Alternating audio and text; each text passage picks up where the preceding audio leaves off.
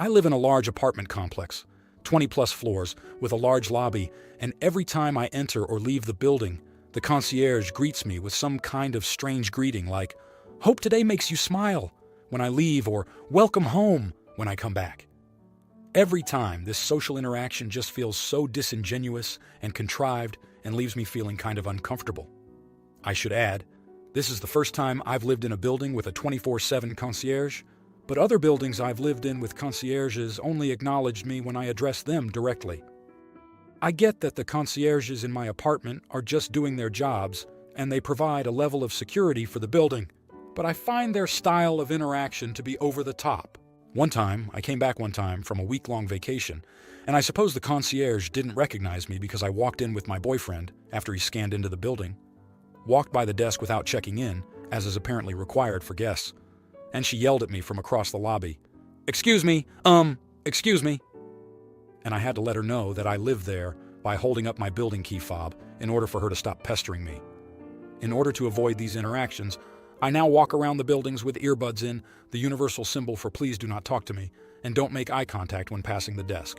I figured they would pick up on the nonverbal cue that I'd like to be left alone, but my most recent interaction with them demonstrates that they haven't picked up on it. The other day, I walked in the building with my boyfriend, and he greeted the concierge at the front desk. I gave her a slight reflexive wave as well to be polite, and she responded sarcastically, "Wow, so you decided to notice me today? First time ever," or something to that effect. I just laughed awkwardly and walked on. To be clear, I don't feel this same way about all service workers, literally only these concierges at this particular building. I greet the housekeeping staff in my building, as well as the concierge at my office building, particularly because we pass each other in such close proximity.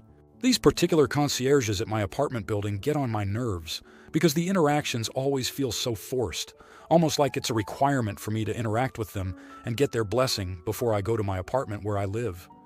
I wish they would understand that a lot of times after a long day of work or early in the morning when I am leaving for work, I am not a complete human being and don't feel like having yet another forced interaction.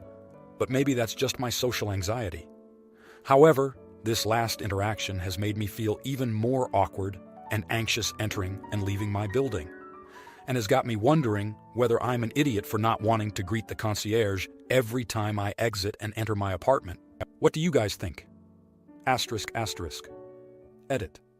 I should add the concierge desk is about 50 feet from the front doors, so I am not walking directly in front of them while trying to not make eye contact, but more like trying to slip by unnoticed. Might not make a huge difference in the am I the idiot analysis, because they are still clearly trying to make an effort to communicate with me every time I enter the building, albeit from a greater distance. ***. Edit. #2. A lot of people seem to be assuming that I'm a woman, but I'm a man. Also, there are a handful of concierges, most of them women with one being a man. The female concierges are typically the ones that make forced interactions, and the male concierge seems to take note of who enjoys the interactions and who doesn't, and responds accordingly. Based on the pointed nature of some of the comments, I'm beginning to wonder how many of these comments are expecting me to behave a certain way solely based on their perception that I am a woman. Just something to note. Now, here are the comments. Comment 1. Not the idiot TLDR. I'm a former concierge and supervisor for concierge security. You're not sitting at the desk to greet or talk to every person. In a standard-sized condo building, there are 14 suites per floor, and sometimes 30 standard floors with at least 2 people in each, assuming some units are one person and others are families.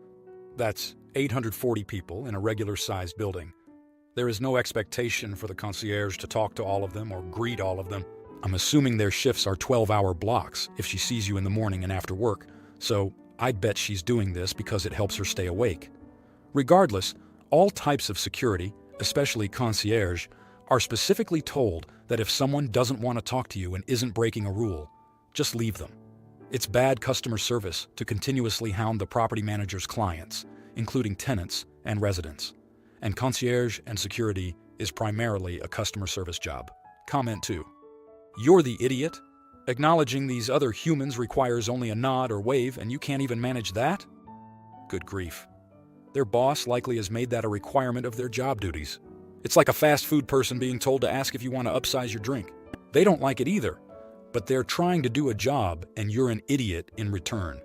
I would say the concierge is a slight idiot for the sarcastic remark, but it sounds like you're on their last nerve. Comment 3. I'm really shocked everyone is voting you the idiot. It was wildly inappropriate for her to not only be so condescending and passive-aggressive at her job, but to choose to do so, 1, in front of your guest, and 2, while you're in your home. They say, never punish the behavior you want to see, and she did just that. It's such ignorant behavior. I doubt her shaming you in front of an audience has now made you want to interact with her more, not the idiot. Now, for the next story. My mom initially told me she would be willing to pay for my wedding. She discussed contributing the same amount she did for my brother's wedding. Recently, though, she was pushing me to ask my dad, they're divorced, how much he was willing to pay. She even told me to tell him that she would match however much he wanted to contribute. I was nervous to ask my dad about money because I haven't grown up with him really and always feel guilty asking for money. My mom continued to push me, so when I called my dad and his wife were on the phone and gave me a large number, they'd contribute and said if I needed anything past that, they'd for sure want to help. They kept asking if the amount they gave was enough and asked if my mom was going to help pay. I told them yes, because she said she was. I tell my mom about our conversation, and she is overjoyed. I assumed she was happy for me because I had some money towards the wedding fund, and therefore didn't have to stress so much about pricing. Well, she tells me the other day that she assumed that my dad was paying for everything. She seemed very disappointed. That wasn't the outcome of the convo. When I said that I told him she would match him, she goes, "No way am I matching that." Then she plunged into this spiel that he should actually pay for it because she has done so much over the years for me. Yet, my dad paid for college and paid his child support. I am 32 and haven't needed financial help from my mom since I was 22, living on my own. Now, my mom wants to call my dad directly after telling me over and over that I really need to call him and ask about how much money he would contribute. She knows I hate doing this because I have hated it for years. I always had to call about my tuition payments and any costs they would split.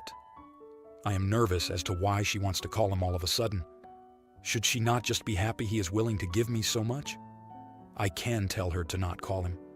I don't care about the amount of money my mom wants to give. I just am hurt by the fact she is phrasing it in such a shitty way. It's just nice when my dad and stepmom and even my fiance's mom keep telling us that they want us to have the best wedding that we want and that they're there to help us out. It's just the thought that counts. I am by no means an extravagant person and wouldn't want to waste anyone's money. All of our families are very well off. Plus, all my siblings had extravagant weddings. We also all discussed the option of having everyone contribute to a joint bank account, and whatever money we don't use for the wedding, we can use to hopefully get a house.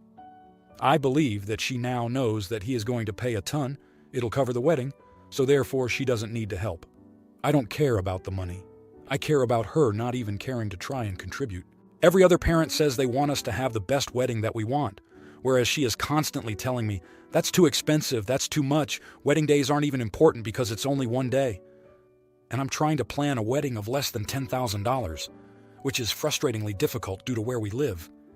Now, here are the comments. Comment 1. Not the idiot. Would telling your mom you don't need her to match what your dad paid, but for her to pay the amount she paid for your brother be a potential solution? It is terrible that she has made you be a proxy in these negotiations as a child, but you are old enough now. You should stand for yourself on this issue. If she told you she would match what your dad gives and he gave more than she is comfortable with, just lower it down. Comment 2. Not the idiot. Your mother wasn't honest with you. It sounds like she wanted to spend as little as possible and find an excuse not to spend a penny. Basically, here's what happened. I want to help you. Okay, thanks. Why should I help you? I've already done so much for you. She manipulates you and makes the favor she wanted to do for you seem like some kind of request. Comment 3. Not the idiot. She is outright lying by first saying she would match whatever he contributed. She obviously thought he would lowball the amount. I'd say if she's making such a stink and going back on her word, then maybe she can just sit the whole affair out. I mean, who wants a bitter, jealous person at their wedding? Now, for the next story. My best friend forever, Summer, 16-year-old female, and I, 16-year-old female, have been best friends since we were 2 years old and in the same daycare together. We've been inseparable ever since. When we were about 8 years old, Summer's mom took us to get these really cute friendship bracelets. They're real jewelry, not the kind for kids. They were a little big for us back then, but we did grow into them perfectly. When I was 10 years old, my dad got remarried, and my stepmom came with her own daughter, Elizabeth, who is the same age as me. I don't dislike Elizabeth, we get along fine, but we're not super close either. She wants us to be, and she's expressed jealousy towards Summer for years. Elizabeth doesn't have many friends, and I don't think any of her friends are actually close. They'll hang out sometimes, but they are never there for each other, and they don't hang out all that often or act much like friends in general. I think that might be why Elizabeth has so much focus on us being sisters. I don't mind being around Elizabeth, but she and I could never be as close as me and Summer. Summer was there when my mom died, and I was there when Summer's brother died. We have pretty much our whole lives with history together, and I don't remember a time where I didn't know Summer. The jealousy got worse last year when my asthma got really bad. Since then, I have been in and out of school, and Elizabeth thought it meant I would spend way more time with her than with Summer. But Summer still comes over. The friendship bracelet stuff really kicked off last week, though. I'm out of school for a while because we're trying to get my asthma under control, and Elizabeth's grandparents are staying with us, my stepmom's parents. Elizabeth had told her grandparents we were best friends forever, so when they saw the bracelet, they assumed it was one to represent the two of us. Elizabeth was like, I shouldn't wear it all the time, and she said, I should have a friendship bracelet with her instead of with Summer. I told her Summer is my best friend forever, though, and we've had these since we were little kids. Elizabeth said she doesn't care, and she said it's wrong for me to wear it when I know how she feels. My stepmom spoke to Elizabeth after one outburst a few days ago that was heard by everyone at home. She told her that I'm allowed to have a best friend, and she should focus on her own friendships. My dad checked in on me and tried to figure out if a compromise might be possible where Elizabeth and I have our own thing. But we're not close enough for that, and I told him so. He then asked me if it was possible that some of the reason I don't feel very strongly toward her is because of his and my stepmom's rocky relationship, and I said I wasn't sure, but maybe. For clarification on that, he and my stepmom fight a lot, and they broke up twice in their 6-year marriage. I'd be surprised if they stay married long term. Elizabeth still says I'm wrong to wear the bracelet when it bothers her, especially at home. Am I the idiot? Now, for the next story.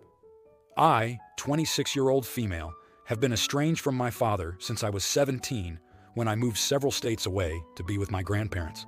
This was a decision made by him after the death of my twin sister. Background: our mom died when we were 7, and Dad picked us both up and moved us so we could start afresh.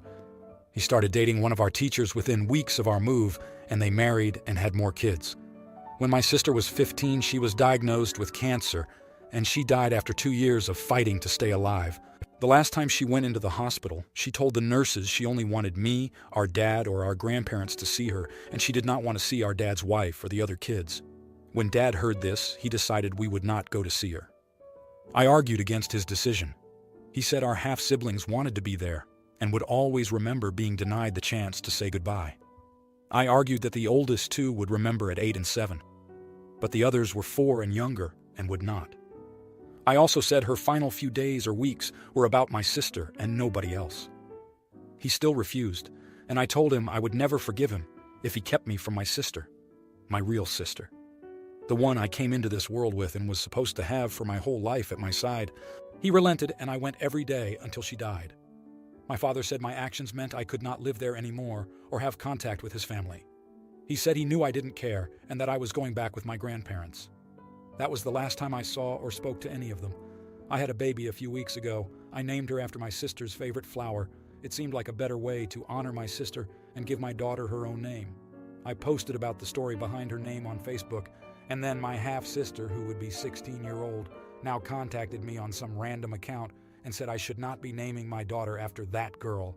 And did I not think about the fact it will alienate my daughter from her family because my sister is a painful memory for her and her family now? I sat on the direct message for a few days, and then I replied firmly that I did not care about their feelings and they would not be around my daughter. I said I have every right to honor my sister and to please stay away from my Facebook page, which we're not friends on anyway, if she is bothered. I had to go private after this because I was inundated with messages from her and my half-brother who said I was an ass and cruel. Am I the idiot? Now, here are the comments. Comment 1. You're not the idiot. People that make a tragic teenage death all about themselves are absolutely disgusting. Your sister is a painful memory for them, and your baby simply being named after a flower she loved is a trigger for them. They can frick right off. She was your damn twin. And the way your father can throw away and replace family like that is also sick. I'm sorry for your losses. You will never be the idiot over people that literally made a child's death into their own drama. Comment 2. I'm sorry you had to go through that. Your father was cruel and heartless during the worst time of your life. Not the idiot, of course. You did the right thing by stopping this circus right away. Your half-sister only sent you one message, and it was a hateful one, which says a lot about what your life would be like with them.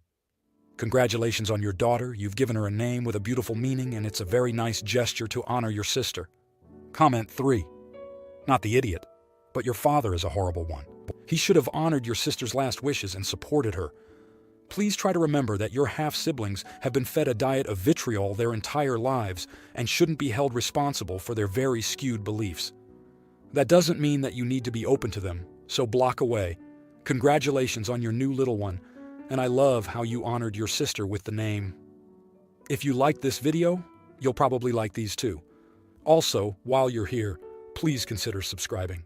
It's your support that keeps this channel alive and allows me to make better and longer videos. Have a great day.